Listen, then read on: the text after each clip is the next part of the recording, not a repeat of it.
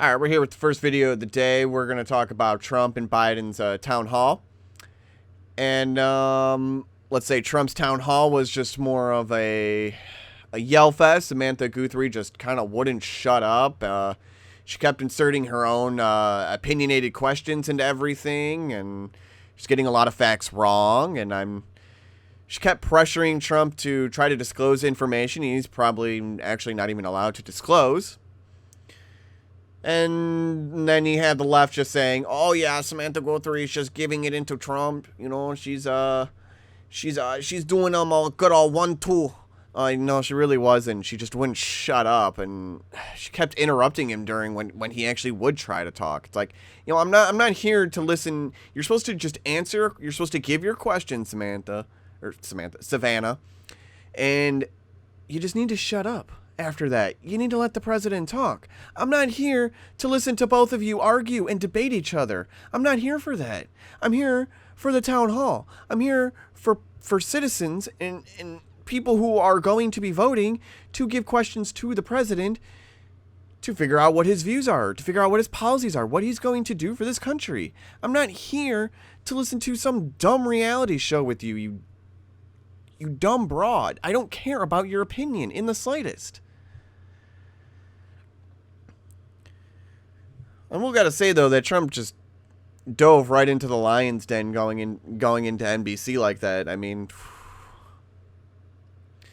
I think he knew that it was just going to end up being someone who was just going to be harshly critical. It was just going to be complete nonsense and just showing the complete hypocrisy for journalism and the complete bias they have for each candidate. I mean, Savannah just wouldn't shut up and kept interrupting. And I don't know how many times I had to repeat it, but the first 20 minutes, there wasn't no one other but Savannah asked a question for the first 20 minutes. Like, come on. It was only a 60-minute town hall with Trump. She wasted a third of it on herself. That is selfish. That is very, very selfish, lady. And then you got Joe's, and it was so boring. You wanted to sleep. He started just ranting and just telling random stories that had pretty much nothing to do with the question, really.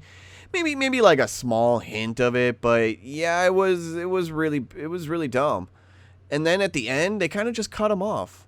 Like, Joe Biden was literally talking, and then they just ended the broadcasting. Like, they just cut the sound out, and we're like, okay, we're done. It's like Joe's like, okay.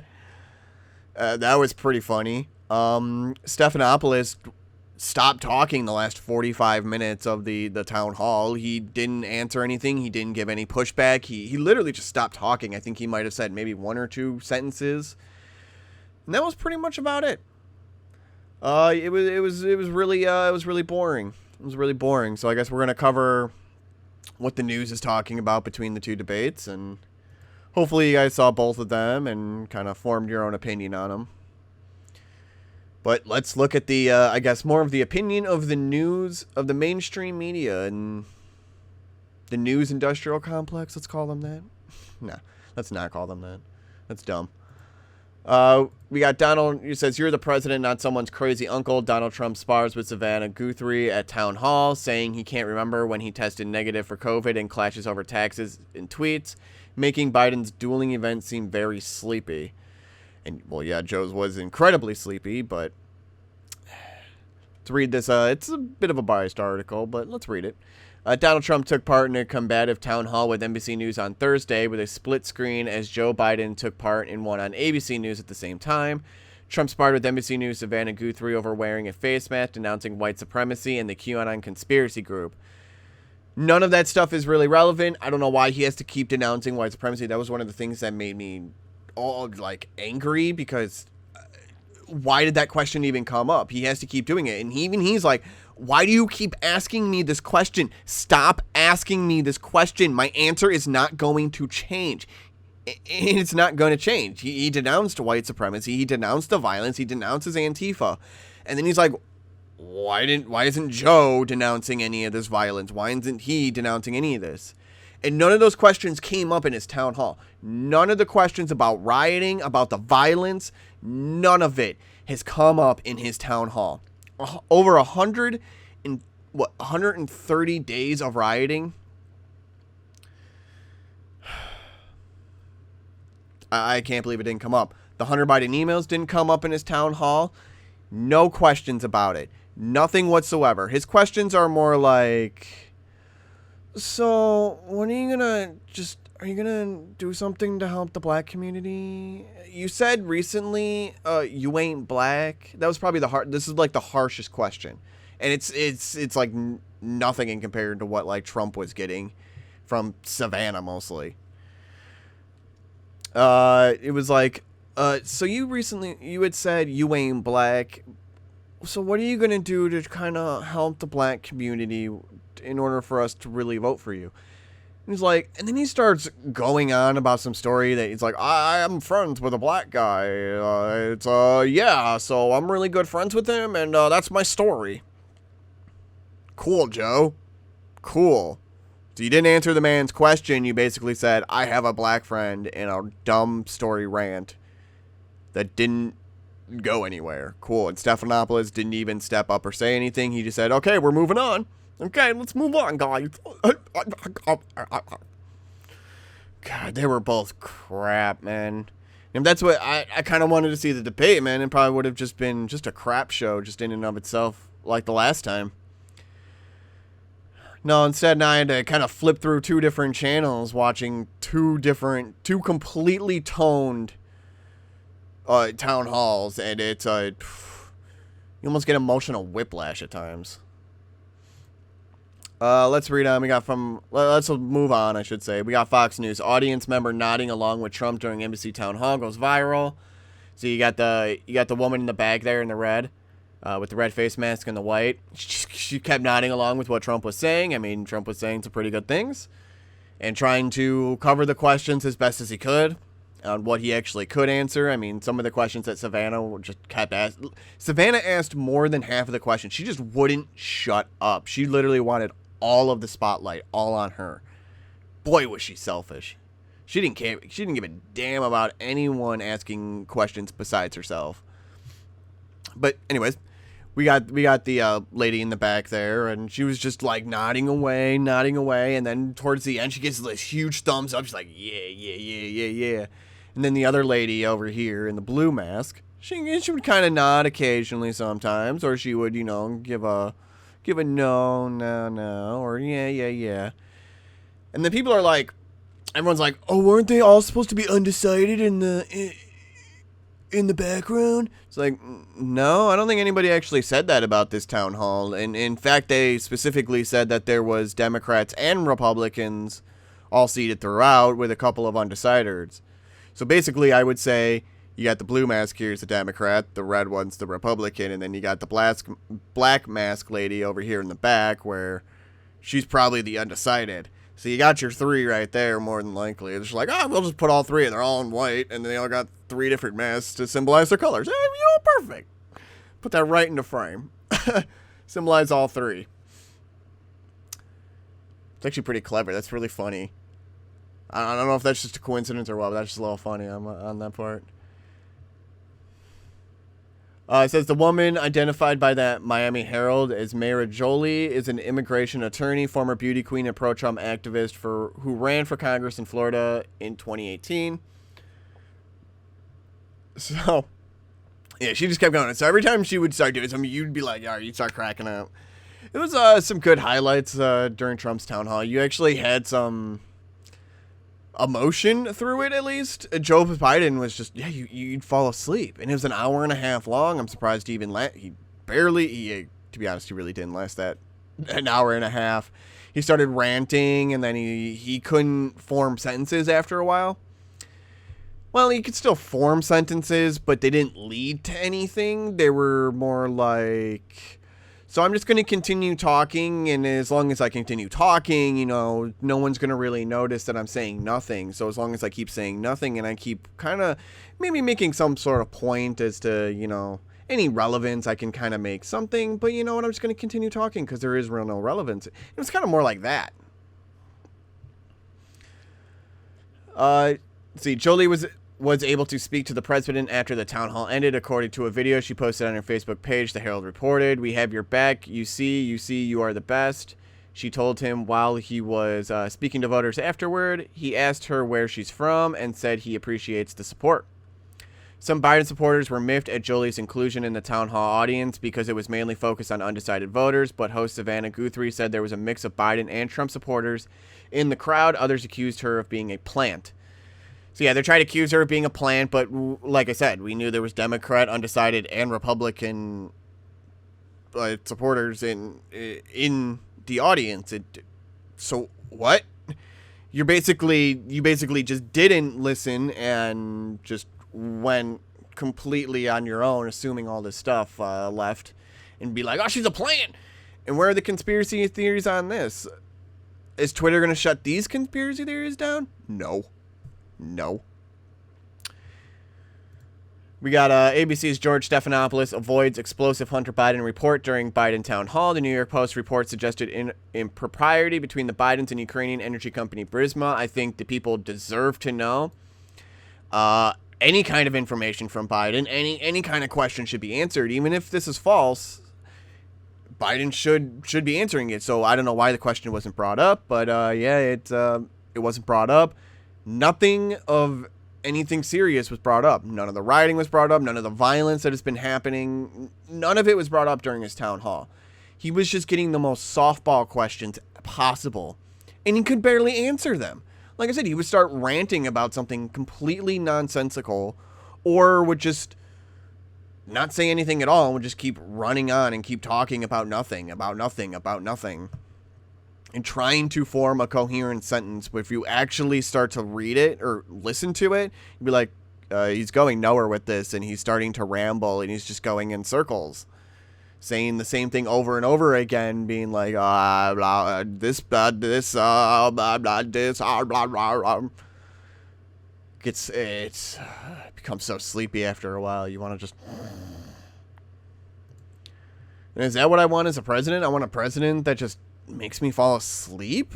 No. That's how we become complete sheep at that point, if we all just don't just fall asleep and allow the crap to happen. Then we got from Daily Mail then here again. Donald Trump complains that Joe Biden wasn't asked about emails from Hunter's laptop as he claims rival is a corrupt politician during competing ABC town hall. President Trump complained Joe Biden wasn't asked about son Hunter Biden's emails with Ukraine during his town hall. Biden had a very bad showing, despite the fact that George Stephanopoulos didn't ask him questions on his being a corrupt politician. Trump tweeted, Trump and Biden had dueling town halls in place of a second debate. Trump had a combative performance where Biden was more measured. President spent Friday morning in a tweet storm. President Donald Trump on Friday complained that his Democratic rival Joe Biden wasn't asked about his son Hunter's Hunter's emails about the Ukraine during his town hall meeting. It's repeating this stuff like 15 times. It's in the title, it's in here 3 times, and then it's right here. It's like, boy, the layout of this sometimes is just annoying. Coming off of a combative town hall of his own with MTV's Savannah Guthrie, Trump spent Friday morning in a tweet storm, sending off more than 30 missives featuring complaints about the Bidens, praise for Kentucky Senator Rand Paul, and an accusation that Twitter was down on Thursday to slow the online spread of a story about Hunter Biden's laptop, which we'll get into that in a bit because he posted a Babylon Bee story, which is, we all know, is a satirical website. So we'll talk about that in a bit and kind of see what's up. Try to theorize why he sent a satirical. Maybe it was on purpose, maybe it wasn't, maybe it was an oopsie, but we'll give some criticism on it, that's for sure. We got from Breitbart that ABC's George Stephanopoulos fails to ask Joe Biden about Hunter Biden emails. So, people are trying to wonder why he wasn't asked this question. I think a lot of us really want to know. And then here we are to the Babylon Bee. President Trump declares the Babylon Bee his most trusted news source after he had tweeted the one about Hunter Biden one. I mean, maybe he's just trying to get it out there. He's trying to troll them a bit, or he just completely messed up super bad. And that doesn't really, I don't think it really looks good that you posted a satirical website in order to try to get any of this information out. I think just trying to post as much valid information as he possibly can in order for people to try to do it, in order to actually get it. But we also know that Twitter and YouTube and Facebook are trying to censor the information as much as possible. But I just, like I said, I don't think posting the Babylon Bee then article was great. It says everyone I these are pretty much just all fake at this point.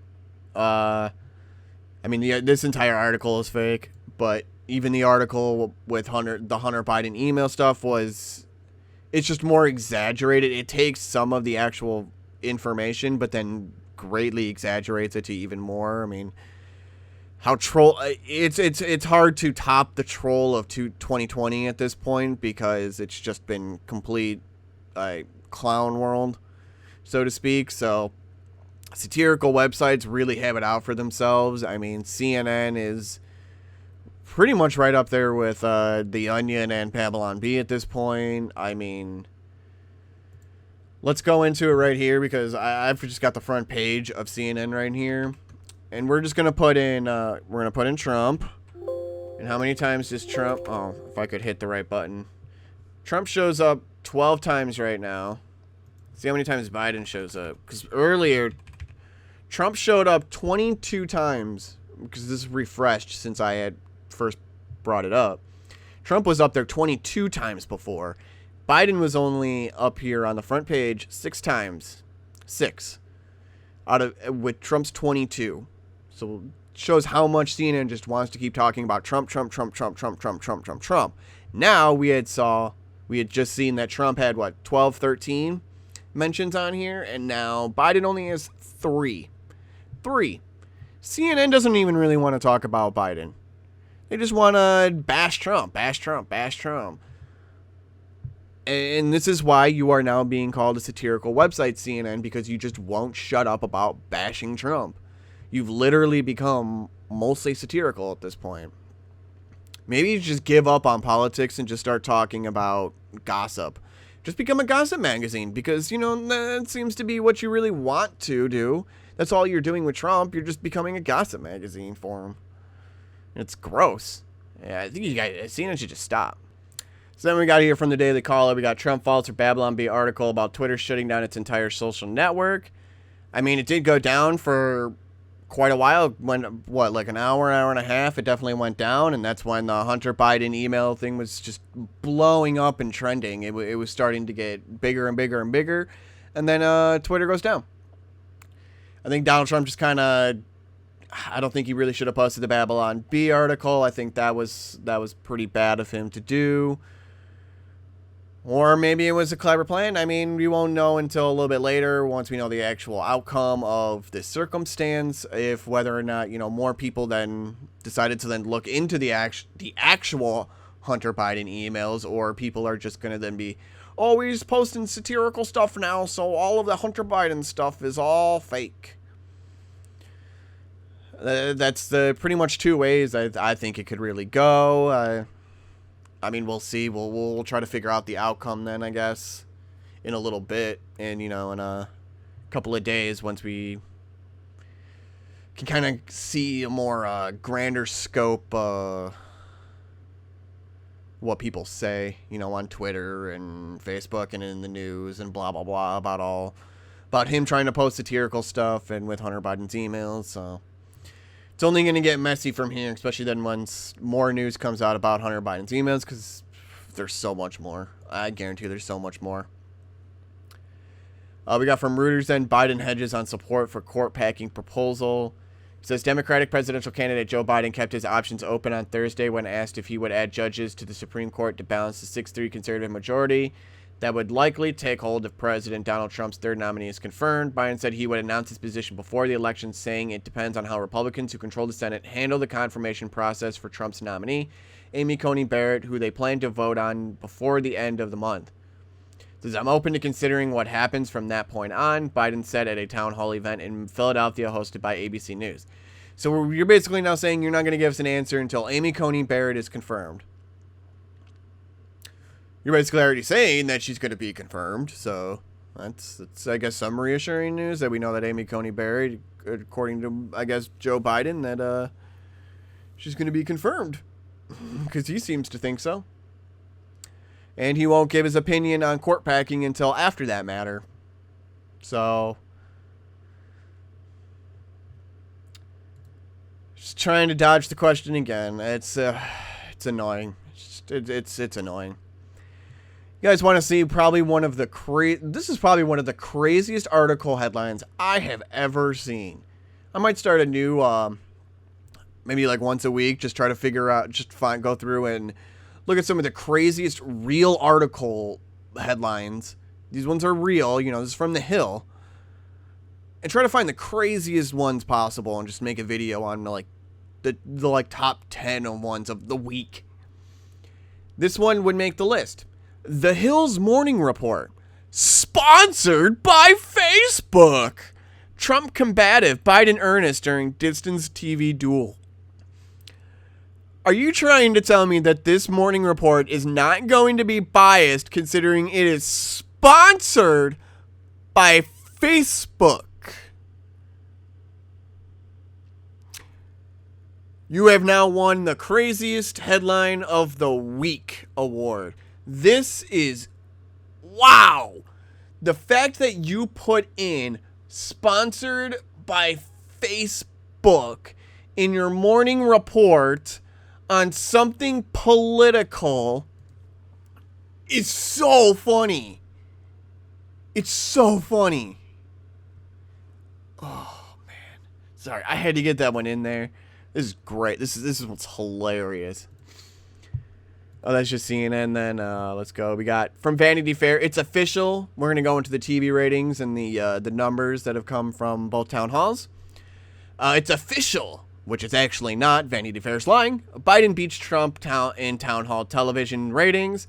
It's not true. We actually only have the early morning ratings from 2 of the 3 places that Trump was. You could actually view it from on TV. We had NBC, CNBC, and MSNBC. Well, we only have the early numbers from CNBC and MSNBC. We actually have the full numbers from NBC, which came out to, what was like 10.9 viewers, 10.9 million viewers, with Biden at 13.9. And I guarantee you, once the full numbers come in for CNBC and MSNBC, you're going to see Trump bump up to more like 14, 15, 16 million probably. So at Vanity Fair, you're probably going to end up having to retract this story or update it in some capacity, because at this point, you don't know the actual numbers. It's actually not official yet. You're just lying.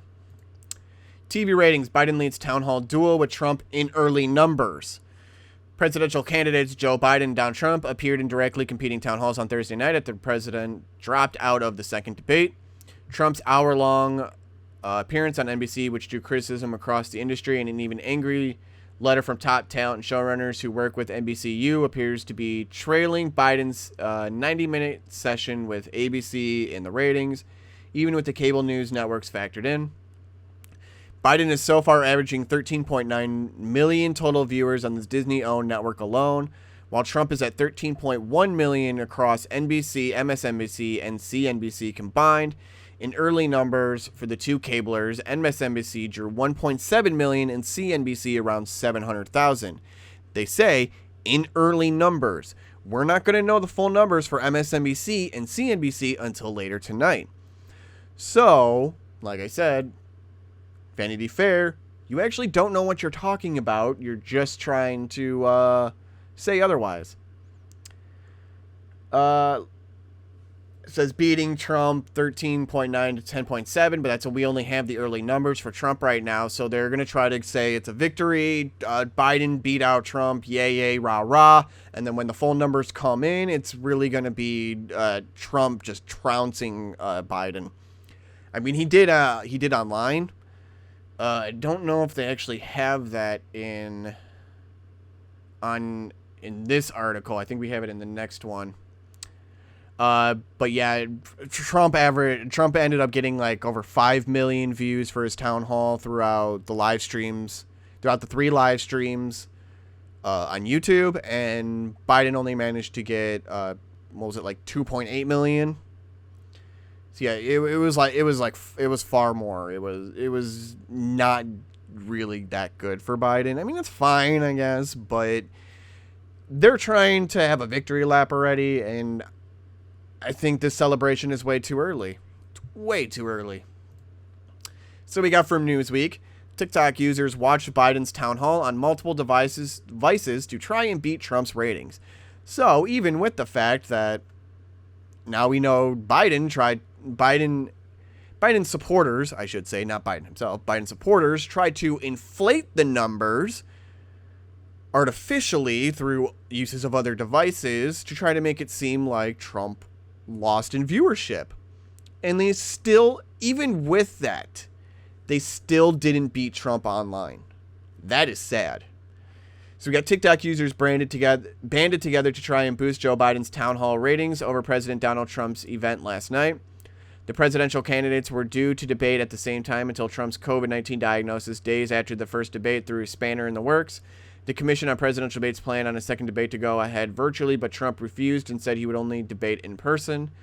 Biden decided to go ahead with the scheduled a town hall style event on ABC, but Trump then decided to host his own event on NBC at the same time, meaning that viewers would have to choose to watch one or the other. Trump is obsessed with ratings, even bragging about the number of viewers his daily coronavirus briefing drew, so his town hall events ratings and how they compare to Biden's are likely to be important to the president. Though Trump did not mention ratings, on Friday, the president said on Twitter, "Very good reviews on last night's NBC News town hall in Miami, thank you." However, TikTokers had a plan to prevent Trump from getting to brag about his numbers. YouTuber Hank Green made a TikTok that has been viewed more than 4 million times at the time of writing. And remember that TikTok... Ooh, sorry, I hit a glass. Remember that TikTok has... Remember, they were inflating their numbers to try to make people seem more influential and try to seem more like they were getting to actually more people. Wondering if that's really true or not, because it really only seemed maybe a couple 100,000 extra would have went on to Biden. Maybe that, but definitely not the millions needed to actually outperform Trump. In which he suggested that Trump hosted his event at the same time as Biden so that he could brag about better ratings. While Green mentions that ratings do not actually matter, as they have nothing to do with electoral votes, he says he came up with a way to stop Trump from having his very small win, and you failed.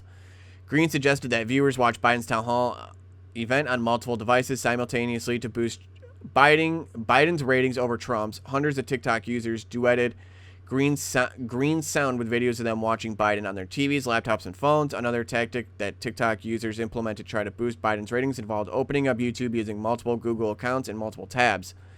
On YouTube, ABC's live stream of Biden's town hall had around 2.8 million views at the time of writing.